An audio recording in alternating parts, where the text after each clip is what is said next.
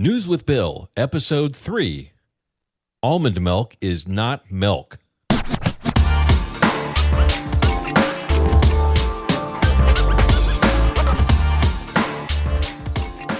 Hi, and welcome back to News with Bill, where I tell you all about the weird, odd, and bizarre news stories that you won't believe are true, and in a lot of cases, you'll wish they aren't true. Anyway, I hope that everyone is doing well. I'm recording this on Thanksgiving evening, 2020. That makes it November 26th, 2020. I'm stuffed with ham, macaroni and cheese, and all the other good stuff. And after I had that gigantic, disproportionately large meal, I thought what better thing to do than to come back here into the studio and record an episode. We're still in the midst of this pandemic, so it was a low turnout, but a good turnout for me. I hope for everyone else that is in the United States and celebrates Thanksgiving, you had a great one. Now, we do have some pretty crazy news stories, as always, so heck, let's get down to it. Here we go. All right, first up today, we have a quadruple amputee that was arrested for drunk driving. So on a Friday night, just this past October, firefighters responded to a motor vehicle collision in Mechanicsville involving a Maryland State Police vehicle and a structure of some type. So emergency personnel arrived on scene, and they discovered that a Chevy pickup truck had struck a Maryland State Police marked SUV and then hit the East Coast Investments building, which is there in Mechanicsville. So hit the police SUV and then a building. No injuries were reported, and state troopers were able to find the driver of the Chevy pickup truck involved in the incident and place him under arrest. And the arresting officers say that 22-year-old Dayton Weber, who is a quadruple amputee, was intoxicated when they found him. Now, Weber is facing multiple charges, including driving while under the influence of alcohol, reckless driving, and failure to return to or to remain at the scene of an accident. So it seems like the suspect in this case fled the scene of the accident. But think about it. How far could he have really made it? And when they did arrest him, how did they handcuff him? I don't know. There are just way too many questions here.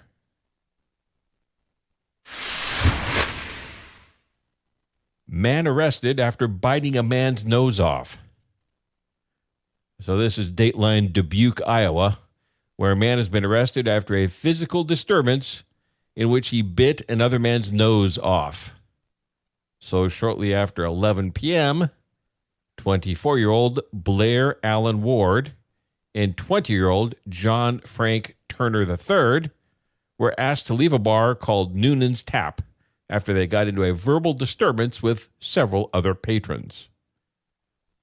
Traffic camera footage in the area shows that Ward and Turner continued their verbal argument with two other people, and naturally that escalated into a physical altercation in an alley that was just west of the bar. So during the fight, Ward punched the man and tackled him to the ground, and this man was able to break free and ran with the other person being attacked to a nearby residence. So officials said Ward threw two large rocks at the residence, breaking a window, and he threatened to kill the man's family while yelling at him to come out and fight. Well, another physical altercation occurred between Ward, Turner, and the man, with Ward throwing punches and Turner wielding a long metal pole. During this fight, officials said Ward bit most of the man's nose off, which Ward later admitted to doing. Ward faces criminal charges of criminal mischief, assault causing bodily injury, harassment, willful injury, causing serious injury, and interference with official acts. Turner was also arrested and charged with disorderly conduct in regards to this incident. Now, the man who had his nose bitten off was taken to the University of Iowa hospital, where he will need surgery to rebuild his nose.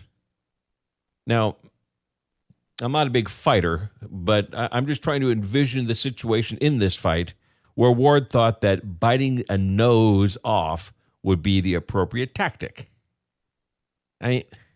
Seems to me Ward just has this knack for sniffing out trouble.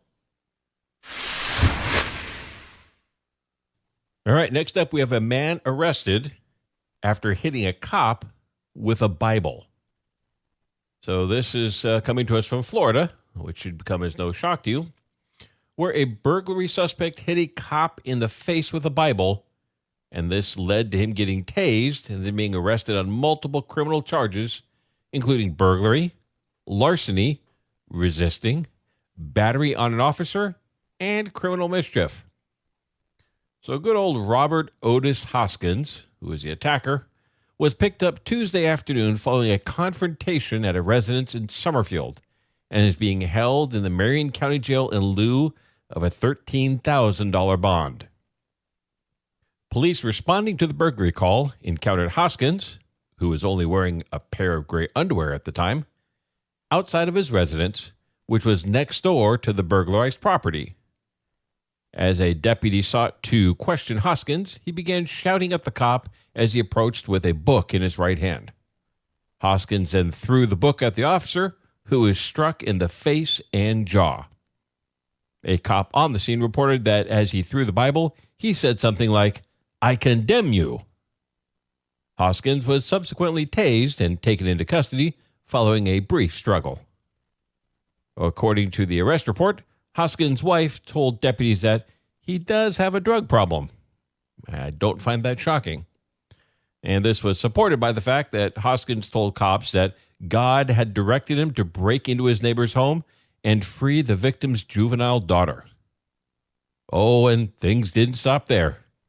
Later, after defecating on himself at the crime scene, he unsuccessfully tried to flee from officers upon arrival at the county jail. I'm just thinking that Hoskins kind of gives a new meaning to the term Bible thumper. Man knifed family member over almond milk. An argument over whether almond milk or whole milk was the superior milk turned violent enough that police had to be called and arrests ended up being made. Police responded to a disturbance at a home in Lehigh Acres and arrested 30-year-old Justin Garcia for aggravated battery on the victim, who also happens to be his cousin. According to the victim, he and Garcia engaged in a, quote, verbal argument about what milk is better, almond milk or whole milk. The dispute became physical when Garcia became enraged at the victim for disagreeing with him. Police and court records do not indicate which man was advocating in favor of which milk. Garcia punched his cousin in the forehead, and the victim responded by striking Garcia in the shoulder. Garcia then allegedly pulled out a pocket knife with a 3-inch blade and began chasing his cousin through the front yard of the residence. When Garcia caught up to his cousin, he slashed him on the left side of his torso, causing a laceration. And at this point, the victim's uncle jumped in and separated the two of them until police arrived. After being read his rights, Garcia claimed that the victim came at him with a stick, prompting him to punch his cousin in self-defense. Garcia said that the victim thinks he is better than the whole family. A search of Garcia turned up the knife in his pants pocket, which was booked into evidence. Garcia, whose rap sheet includes convictions for drunk driving, carrying a concealed weapon, and probation violations, is scheduled for arraignment in the near future. A judge has ordered him to have no contact with the victim. Okay, so I think it's obvious that these two are gems, but there is an even bigger issue in that almond milk is not milk. Milk is defined as, and I quote, an opaque white fluid rich in fat and protein secreted by female mammals for the nourishment of their young. So this is a non-argument. Whole milk is obviously the best milk in this argument because, in this case, it's the only milk.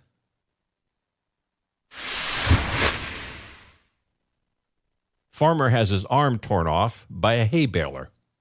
Nothing like a happy story.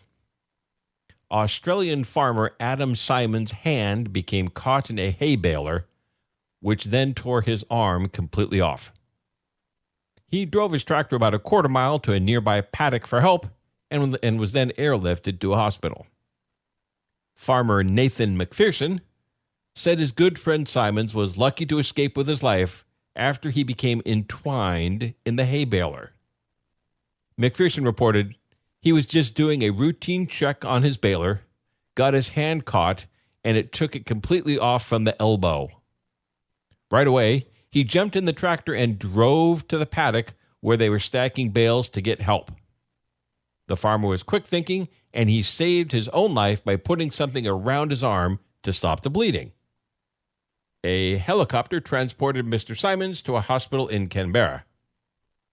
McPherson continued, for his arm to be completely off his body for 3.5 hours and rolling around in a baler, and for them to secure the arm back on, is just a 1 in a million story. He's got a pulse in his hand and some movement in his fingers, which is a great sign. He said that the incident serves as a reminder that farmers and agricultural workers should not become complacent when operating machinery. And instead of trying to pick out one of the many unarmed man jokes that are possible here, I'm just going to close this one out by, let's give this guy a hand.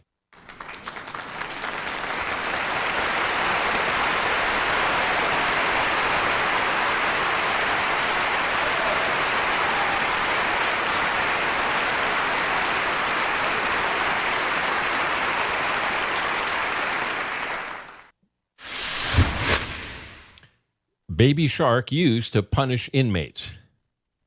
In a misdemeanor criminal filing, 2 former Oklahoma County detention officers and their supervisor were each charged with conspiracy and multiple counts of cruelty to an inmate. Court records allege that former jailers Christian Miles and Gregory Butler, both 21, and Christopher Hendershot, their lieutenant, abused 4 male inmates by handcuffing them to a wall in a standing position for an extended period of time while playing music loudly. The music in question? Baby Shark. Just be thankful that I don't own rights to the music and I can't play it on the show due to a copyright violation and such, because it is a torture, believe me. Anyway, investigators charged that the defendants would place an inmate in an attorney visitation room where the inmate would be handcuffed behind his back and Baby Shark would be played on a continuous loop. Miles confirmed to investigators that he and Butler systematically worked together to discipline inmates and teach them a lesson because they felt that current disciplinary actions used within the detention center were not working. The court affidavit states that both inmates and staff told investigators that the blasting of Baby Shark was intended to, quote, put undue emotional stress on the inmates who were most likely already suffering from physical stressors. While being forced to listen to Baby Shark does indeed constitute cruel and unusual punishment, quite frankly, I can think of no better crowd to test this therapy on than inmates.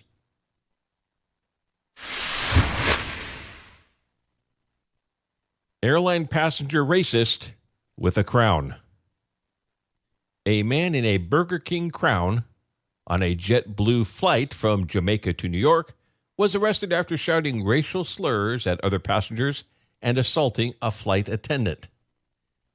The bizarre scene began when this guy with a Burger King crown on accused another passenger of taking his seat on the plane.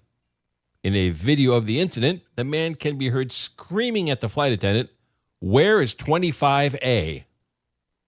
He then goes on to claim another passenger kneed him in the stomach. The confrontation among passengers escalated when the passenger called other passengers the N-word. He also called another passenger an unfriendly term for a woman during his racist and misogynist rant. The flight attendants attempted to calm the passenger, who just became increasingly insane. In the continuing mayhem, the passenger dumped water on the flight attendant and demanded a lawsuit, whatever that means. Then, another passenger is seen running up the aisle and punching the man. Upon landing, police in Kingston, Jamaica, removed the passenger from the plane in handcuffs. The rest of the passengers were clapping and cheering as he was escorted off the plane. In a shocking follow-up to the story, the airline has said that the man has been permanently banned from flying with JetBlue. This really is one of those cases where tossing somebody out of a plane would have been completely justified.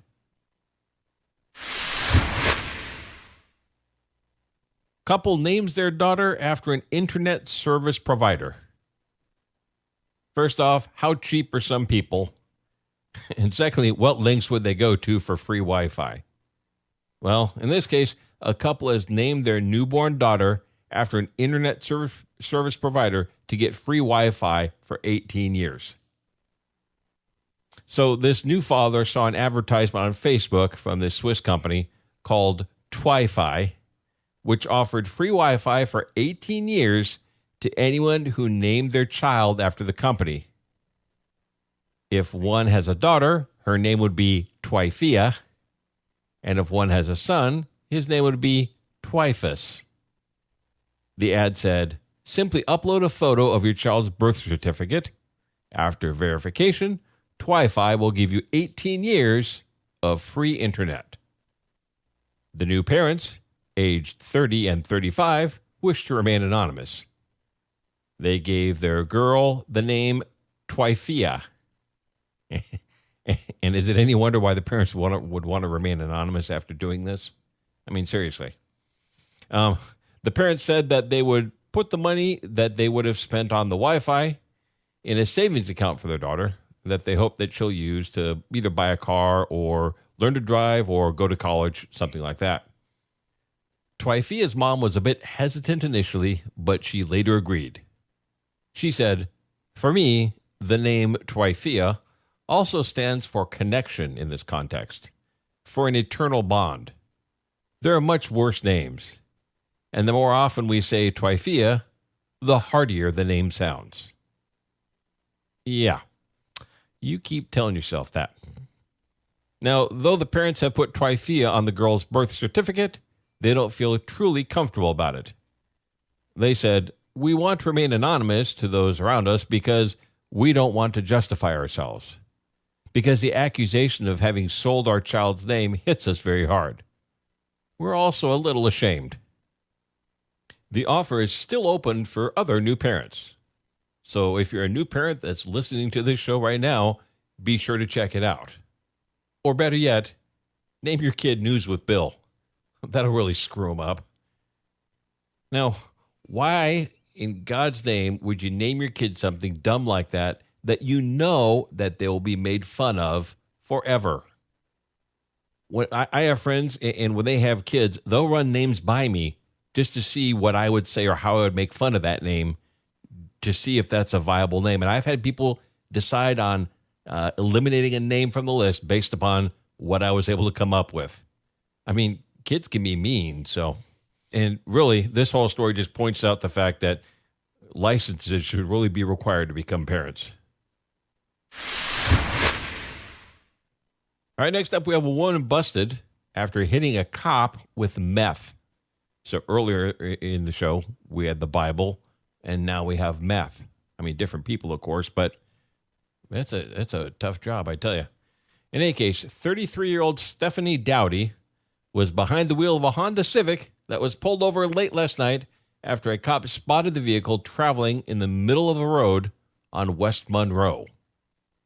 While approaching from the Honda's passenger side, a deputy was struck in the leg by a plastic bag thrown out of the passenger window. The police report states that the bag contained about a half a gram of a suspected methamphetamine. Dowdy, who was in the car alone, initially claimed that she did not throw any methamphetamine out of her window. Later, she recanted and admitted to owning the narcotics and to tossing the bag out of the window as well. Dowdy was charged with a felony narcotics possession charge and obstruction of justice for trying to ditch the meth. She was also cited for driving without a license and improper lane use. Dowdy is being held in the Ouachita Parish Jail in lieu of a $5,300 bond. You see, it's like I keep telling you, only the smartest people do meth. Man busted for pizza battery. Police were called to an apartment building in Lake Charles on Wednesday night to respond to a disturbance.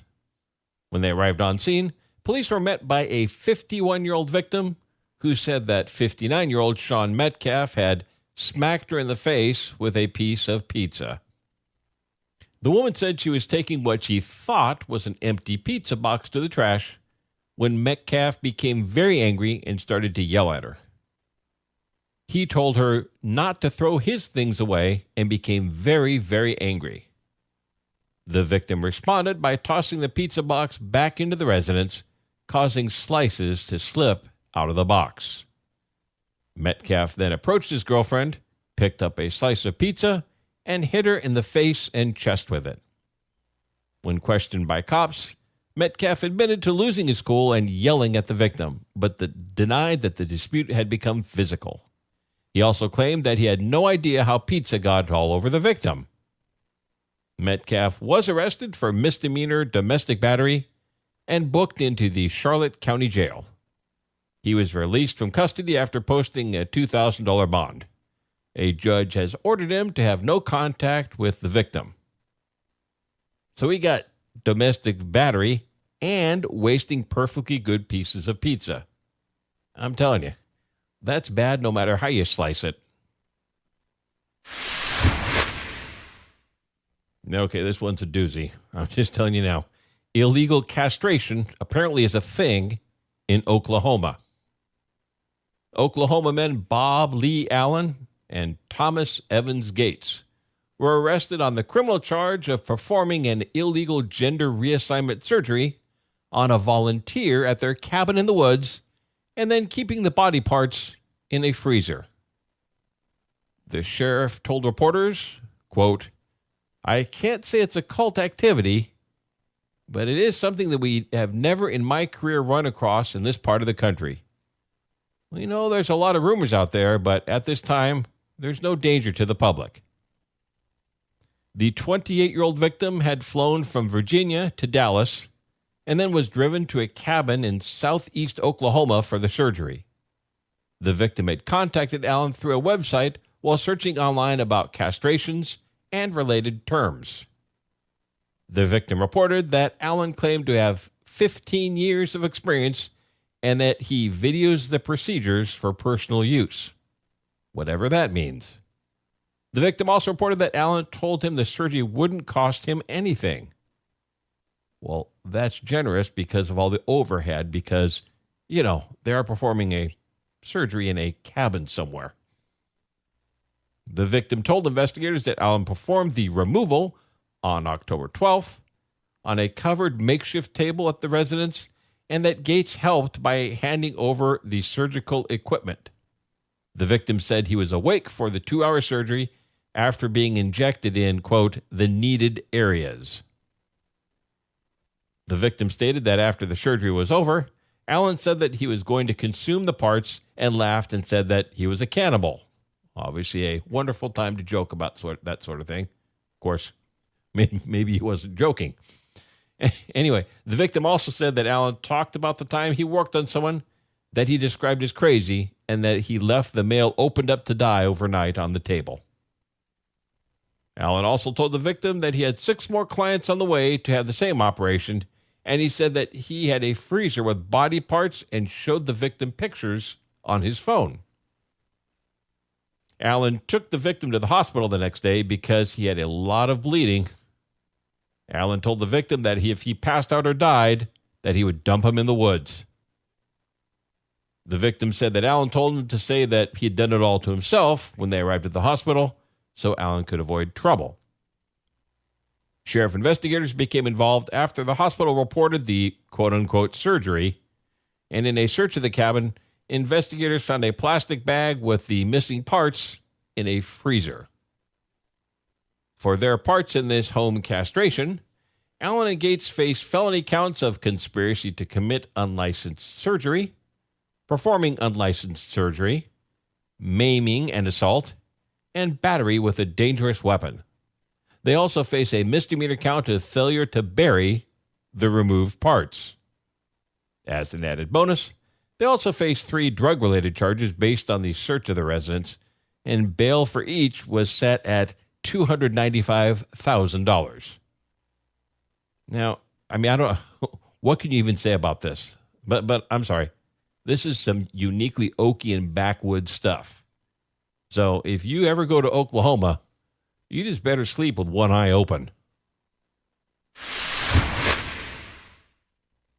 And finally today, a suspect's ID did not pass the sniff test. A Florida woman who was arrested for trespassing is facing a second charge when, after being asked to identify herself, told police that her name was, and I quote, "My butt just farted." 33-year-old Melinda Lynn Guerrero was arrested after refusing to leave a mobile gas station in St. Petersburg, Florida. Following her arrest, Guerrero refused to provide her name to police. Cops asked multiple times, but she repeatedly said, "My name is, my butt just farted." Officers later identified Guerrero as the accused trespasser, more than likely due to the fact that her photo and fingerprints are on file in connection with a series of arrests over the past several years. Oh, yeah, and she has Guerrero tattooed on her back as well. Police noted that Guerrero may have been under the influence of drugs and or alcohol. She was charged with trespassing and providing a false name to law enforcement and was released yesterday afternoon from the county jail on her own recognizance. All right, everybody. Well, that is going to do it for this episode of News with Bill. I hope you enjoyed the stories. There are some funny ones, and, well, that whole castration thing kind of made me shake a little bit when I read it. So please be sure to subscribe to the show and give us a rating wherever you listen to your podcasts. I'd love to hear your feedback and or your ideas, so please, please, please let me know what you think. You can comment on this episode at newswithbill.com. I'm also at newswithbill on Twitter and Instagram. Or you can send an email to feedback@newswithbill.com. And if you want to hear your voice on the show, call and leave a voicemail on the News with Bill hotline at 209-854-4620. And don't forget to tell a friend about the show. Thanks for listening. I'll catch you next time.